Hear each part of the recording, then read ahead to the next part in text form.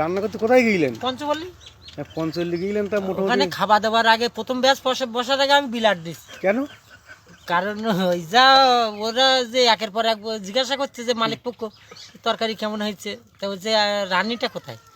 তো চেষ্টা করতে গিয়ে আমার আর চেষ্টা করি বাচ্চারা, আমি জিনিসপত্র ও সেটা আমি তৈরি করতে পারবো, কিন্তু আমি চলে গেলে আর কেউ কিভাবে আমি আর থাকতে পারবো। তা আপনি চলে আসলেন কেন?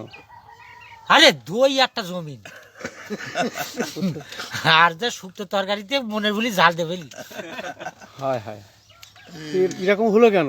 আরে মাথা ধারে কাছে বাংলা খাবার লোক অত লোক থাকলে হয়? তা আপনি সুস্থ ছিলেন তো? না না, আমি অসুস্থ ছিলাম বলে তো তরকারি অসুস্থই।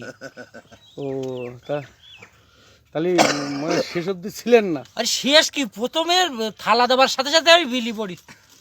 আমার ঝাঁঝরি ডাবু খুন্তি সব কেন ধরতে পারেন তো? আমার তাড়ি ধরবে সেরকম ভাবে আমি বিলি আর দেই। তাহলে তো মাল মেন কথা আমার ওই জায়গায় দুটো জিনিস রয়েছে, লঙ্গি গামছার জাঙিয়া, ওই 2-3টে জিনিস আমার দিতেই হবে। সে টাকা না দেয় না দেখ, ঝাঁঝরি না দেয় না দেখ, ও আমি আবার কিনে নেবো না। তা আপনি ভালো হয় প্র্যাকটিস না করে আরে প্র্যাকটিস করা ছিল ভালো থেকে ওই জায়গায় বুঝতে পারিছি যে এত মাতালের চাপ থাকবে।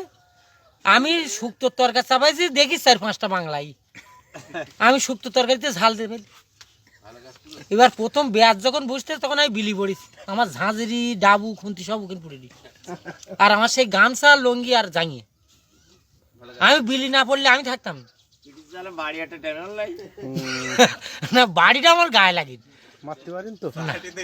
যাই করে আপনাদের আশীর্বাদে আমি আর কোথাও গিয়ে আমি গায়ে মার গিয়ে বাড়ি আসি। তাহলে তো ওই এলাকায় মানে জীবনের মতো যাওয়া বন্ধ হয়ে গেল। না না না, আবার 4-5 দিন পরে আবার একটা আছে, সেদিন কি ভালো হবে?